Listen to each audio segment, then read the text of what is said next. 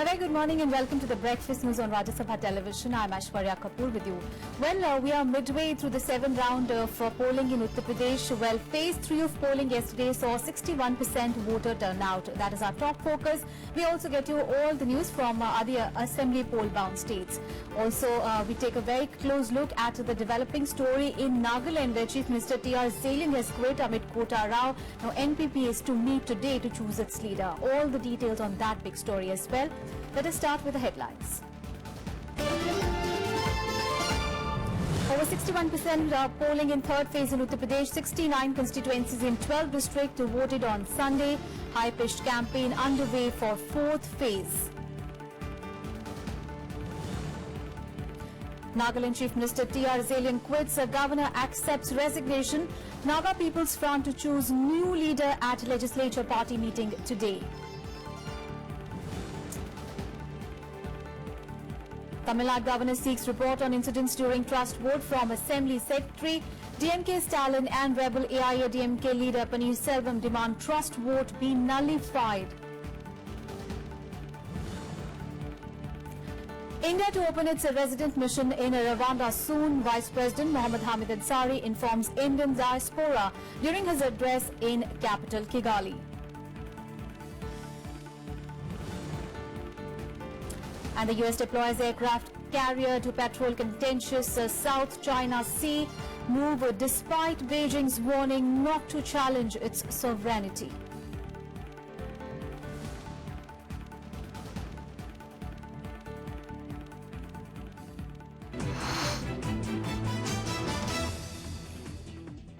Well, our top focus this morning, Uttar Pradesh registered a turnout of 61.16% in the third phase of assembly elections. Now, 69 constituencies in 12 districts went to poll on Sunday. We'll get you all the details. 61.16% voter turnout was recorded in the third phase of the 7th phase Uttar Pradesh polls held on Sunday. Polling in this phase began slowly but picked pace later. The phase witnessed a record seizure of 38.4 crore rupees in cash and 2.04 lakh liters of liquor.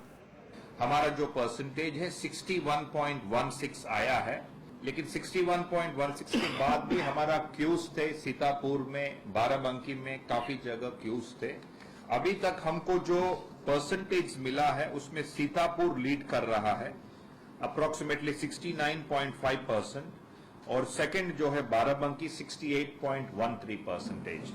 Polling was held for 69 assembly seats in 12 districts of Farrukhabad, Mainpuri, Etawah, Hardoi, Kannauj, Kanpur Rural, Kanpur City, Unnao, Lucknow, Barabanki, Auraiya and Sitapur. In the 2012 assembly and 2014 Lok Sabha polls, the turnout in these areas was 59.96% and 58.43%. where the Samajwadi Party won 55 of these 69 seats, while the BSP, BJP and Congress bagged 6, 5 and 2 seats respectively. मैं चाहता हूँ जो corruption बहुत फैला हुआ है यहाँ पे वो खत्म हो, अच्छे आदमी को वोट दिया जाए, जैसी पार्टी सरकार करे, यही मेरा.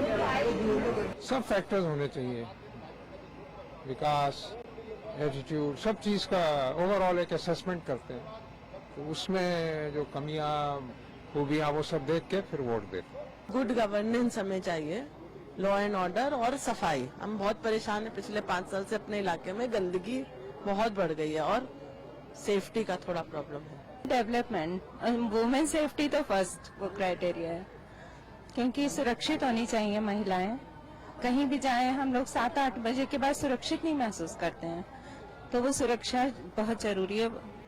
The polling percentage was 64.2 in the first phase of the ongoing election and 66% in the second phase. The next 4 phases of polling will be held on 23rd and 27th of February and on 4th and 8th of March. Counting of votes will take place on 11th of March. This is Kriti Mishra's report for Rajya Sabha TV. And campaigning will continue for the 4th phase of UP elections, which are scheduled for 23rd of February. While Chief Minister Akhilesh Yadav will be addressing election rallies in Raebareli, Amethi, Sultanpur and Faizabad districts. Now, Congress Vice President Rahul Gandhi will also address 3 public rallies in Banda, Raebareli and Allahabad districts. Meanwhile, BJP President Amit Shah will also address a public rally for Ambedkar Nagar Assembly constituency. 53 constituencies of Bundelkhand region will go to polls in the fourth phase.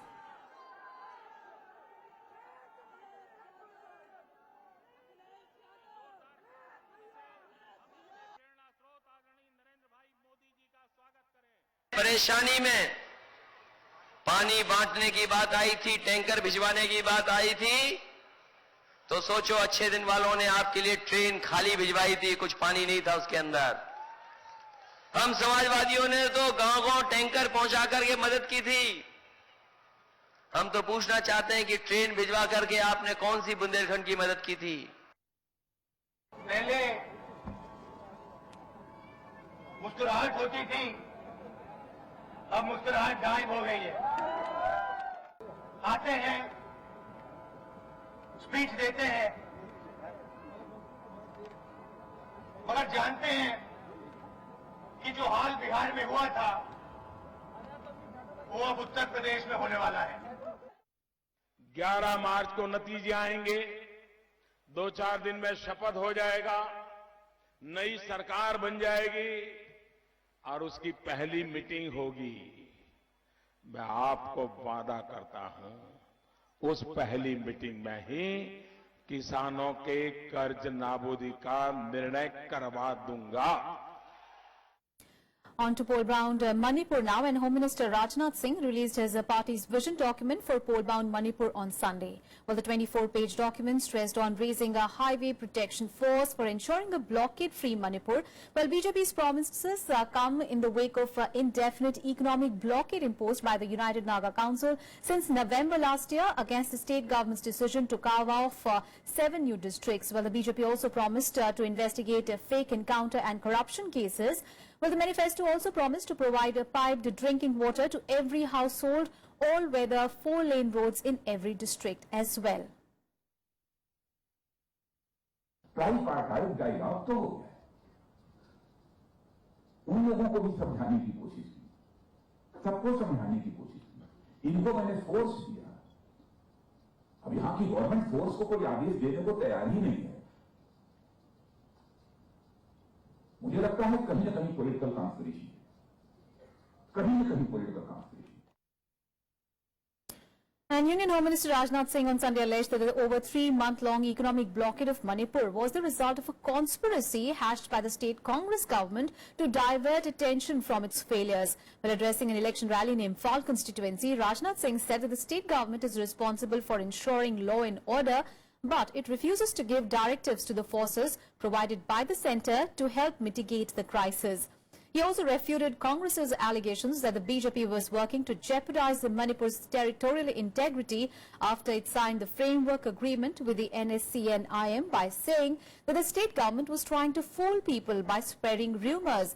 He also lashed out at Chief Minister Ibobi Singh for failing to provide basic necessities like electricity, drinking water facilities to the people, despite ruling the state for 15 long years. Remember, Manipur is facing an indefinite economic blockade imposed by the United Naga Council since November last year against the state government's decision of carving 7 new districts in the state. Primarily law and order को control करना यह responsibility किसी की होती है, state government की होती है। यह कॉन्स्टिट्यूशनल ऑब्लिगेशन यह स्टेट गवर्नमेंट का होता है, लॉ एंड ऑर्डर कंट्रोल करना। मैंने कहा जो भी सेंट्रल गवर्नमेंट के द्वारा आपको असिस्टेंस चाहिए वो हम असिस्टेंस प्रोवाइड करने को तैयार हैं। यहां तक कि सिक्योरिटी फोर्सेज हम लोगों ने उनको प्रोवाइड की, लेकिन बराबर यह कहा जाता यहां वहां जाकर कुछ बोलते थे, यहां पर कहते थे सेंट्रल गवर्नमेंट कुछ नहीं करेगी।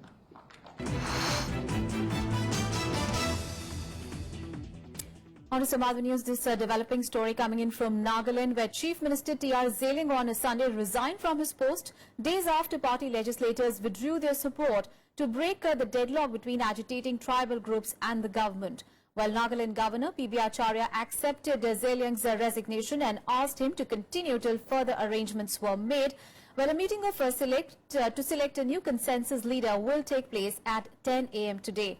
While there is no clarity yet on who will be his successor, former Chief Minister Nephew Rio is reported to be the front runner.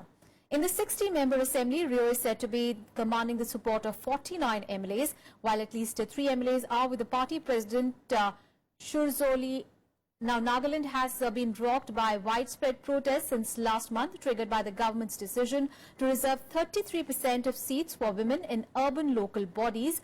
Although the state government has fulfilled the agitating tribal bodies' demand of declaring the elections as null and void, Zeliang has been under fire for his handling of the protests and the violence that followed.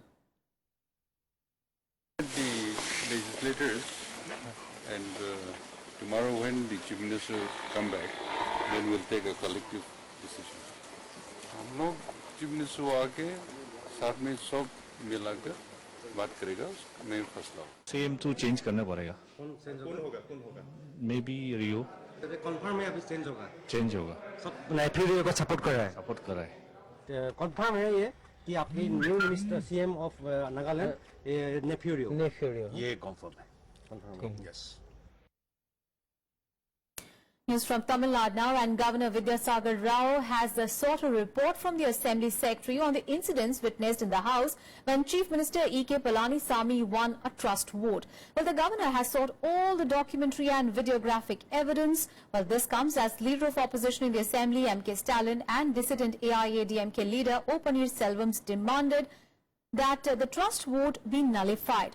Remember, Palanisamy won the trust vote by a 122-11 margin after the eviction of DMK members and a walkout by its allies. Now, immediately after the eviction, Stalin had met the governor and urged him to postpone the trust vote. Meanwhile, the DMK has announced that it will stage a dawn to dusk fast against the trust vote in the Assembly and the eviction of MLAs in all district headquarters on the 22nd of this month. FIR has also been filed against Stalin and his party leaders for holding a protest at Marina Beach against the alleged attack on them during the trust vote. On to some other news now, where Lok Sabha Speaker Sumitra Mahajan has asked all elected representatives to maintain a responsible conduct and behaviour in Parliament. While speaking at the valedictory session of the South Asian Speakers Summit on Sunday, the Lok Sabha Speaker said that the trust of the people in Parliament depends on the responsible conduct of the elected representatives. She further added that the public trust is based on its openness, transparency and accessibility. Well, the remarks came in the backdrop of Tamil Nadu Assembly witnessing chaos over trust vote to the E.K. Palanisamy government in the state. Well, the summit, organised jointly by Indian Parliament and Inter-Parliamentary Union, was attended by the speakers from National Assemblies of Afghanistan, Bhutan, Sri Lanka, Maldives and Bangladesh. Make laws, sanction budget, discuss various issues and keep oversight over the actions of the executive. Parliament holds an important position in the development process. Public trust in Parliament is rooted in its openness, transparency, accessibility and responsible conduct of the representatives of people. In Breakfast News, we'll take a very short break. We'll be right back with more news.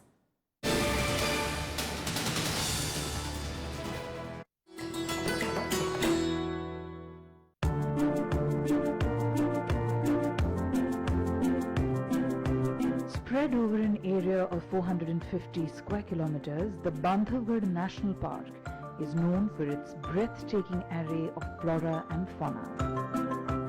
Its geographical positioning has gifted a repository of over 250 species of birds and 22 different species of mammals. Though the park is considered as a real home of the Bengal tiger and the white tiger, another star attraction in the national park is the leopard. There are about 40 of these wild cats in the park. Bandhavgarh National Park was a former hunting preserve of the Maharaja of Rewa. The terrain is broken with rocky hill ranges running roughly east-west, interspersed with grassy swamps and forested valleys.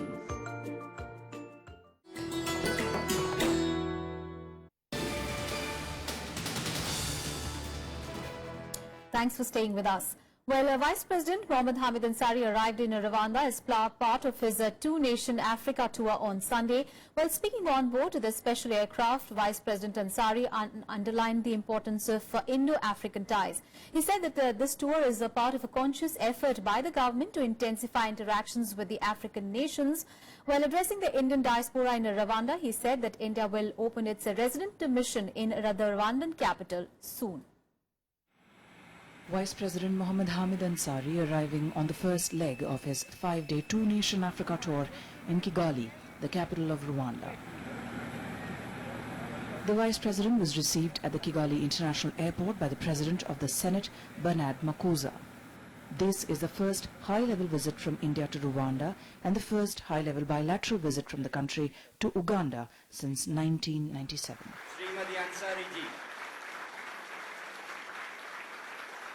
Before arrival, speaking on board the special Air India 1 aircraft, the Vice President emphasized that India shares a strategic relationship with Rwanda and he was hopeful of a substantive outcome from his visit. We have what we call a strategic relationship with Rwanda.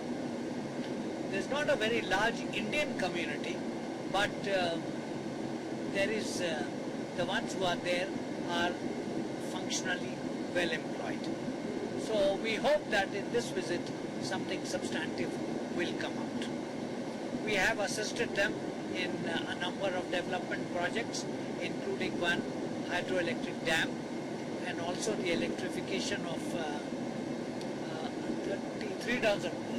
35 schools in rural areas. The Vice President, along with his wife Salma Ansari, is accompanied by Minister of State for Social Justice and Empowerment Vijay Sampla and 4 MPs Kanimuri, Ranvijay Singh Judev, Rani Nara and PK Beju. The Vice President addressed a gathering of the Indian community at a banquet hosted by a diaspora group. He said India will open its resident mission in the Rwandan capital soon. Rwanda has about 3,000 people from the Indian community. There was a valid complaint that there was no resident mission. And I hope the government has already taken steps to put that right. In the coming weeks and months, the physical presence of a resident mission will be here. Today he will hold meetings with the President of Rwanda, Paul Kagame, and also the President of the Rwandan Senate, Bernard Makuza. He will also attend a business forum later in the day. The Vice President's next stop will be Uganda, a country India shares historic ties with. Despite problems for Indians during the rule of Idi Amin, Uganda is seen as an important partner in Africa. The two countries also share substantial trade ties, with Indian exports to Uganda amounting to $1.3 billion.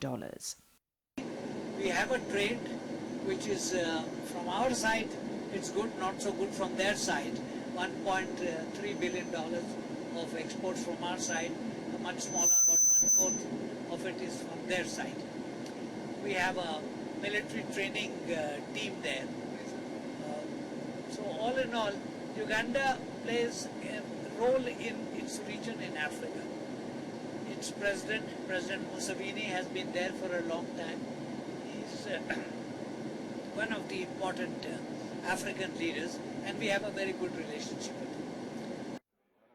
The objective of the Vice President's visit is to offer developmental assistance to the African nations, hoping that they benefit from India's experiences. Smita Nair's report from Kigali, Rwanda for Rajya Sabha TV.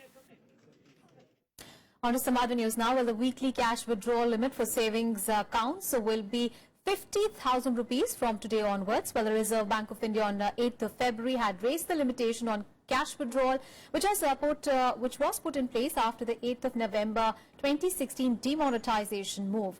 Well, till yesterday, it was 10,000 rupees a day, while maintaining the overall weekly ceiling of 24,000 rupees. Well, all the limitations will be completely removed from 13th of March onwards.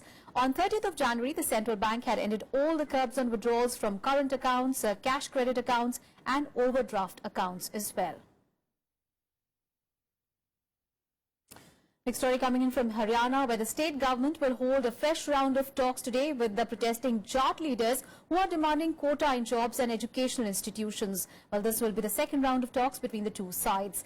Meanwhile, thousands of Jats in Haryana gathered at different venues across 19 districts to participate in the Balidan Divas on Sunday. Well, the day was observed to mark the deaths of those who died during the Jat quota stir in February 2016. Well, the protests passed off peacefully. With the issue of reservations for Jat before the Punjab and Haryana High Court now, the demands this year are not so much about quota as they are about justice for the community.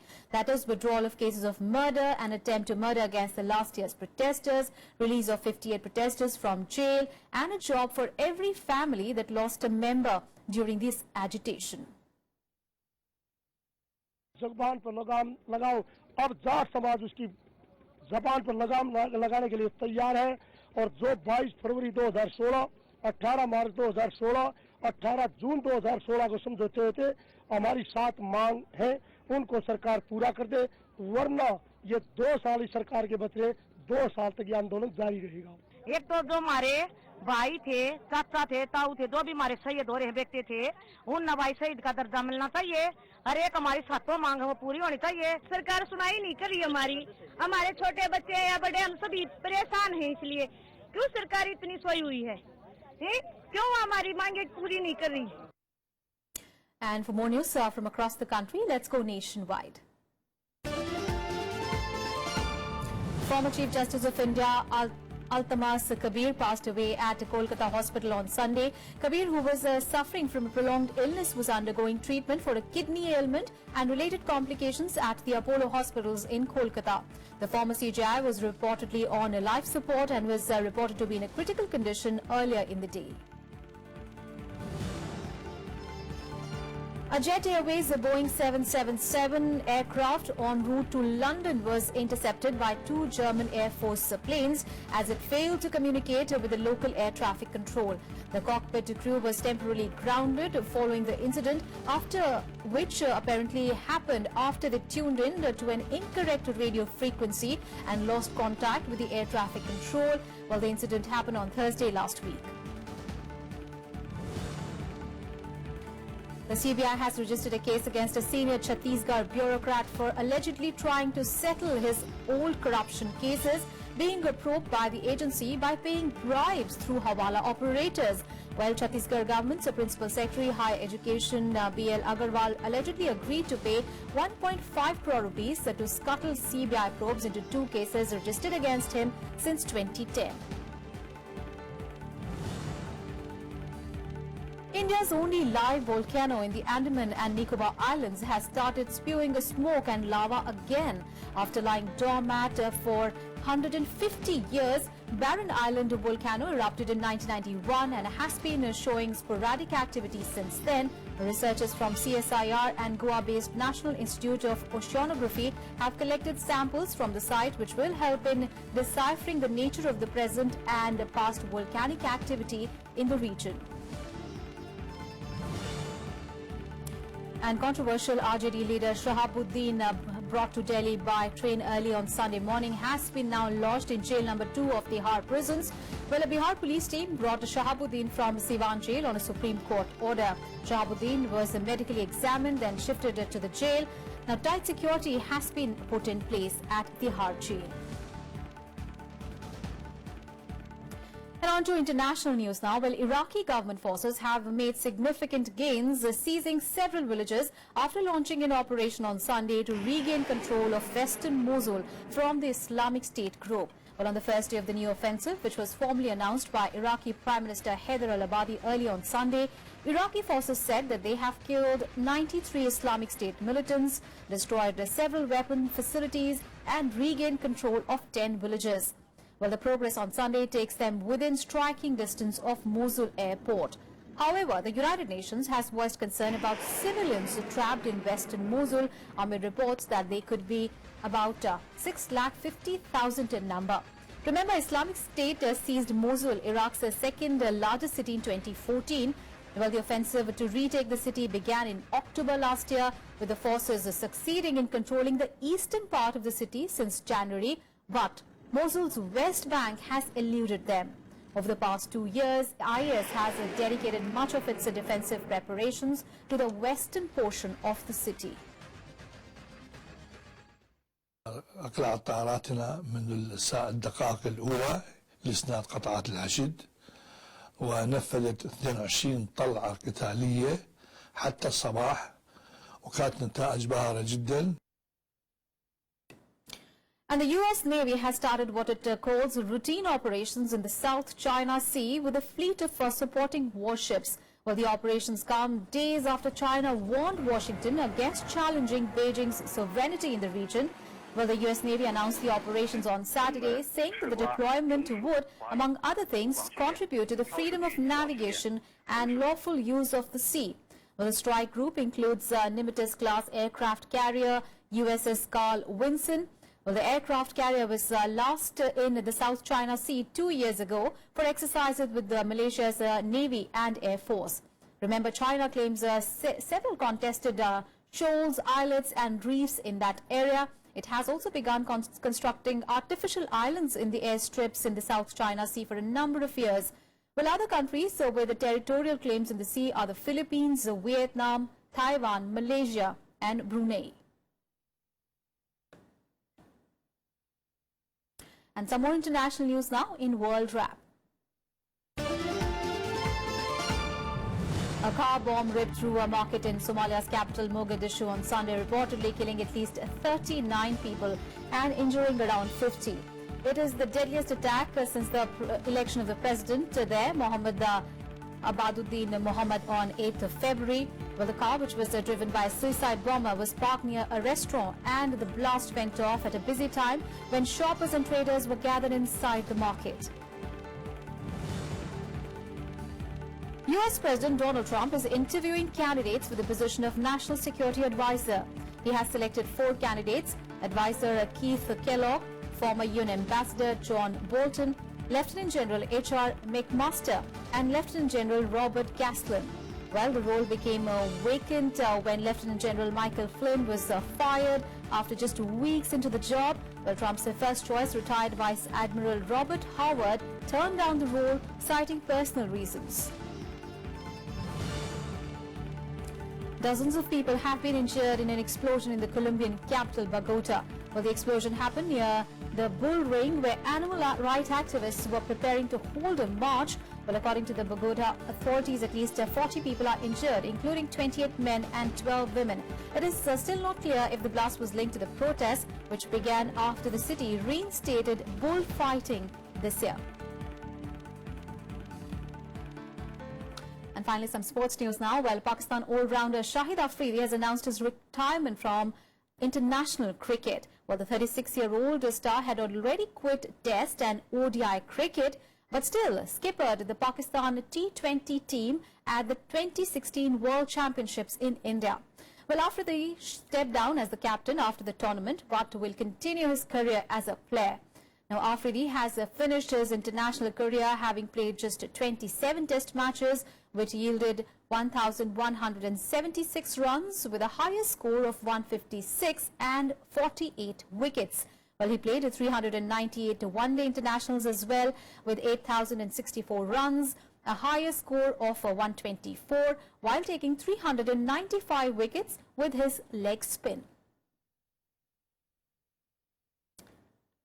Well, that's it from me and my team in this edition of news. Thanks for watching. Have a great day ahead.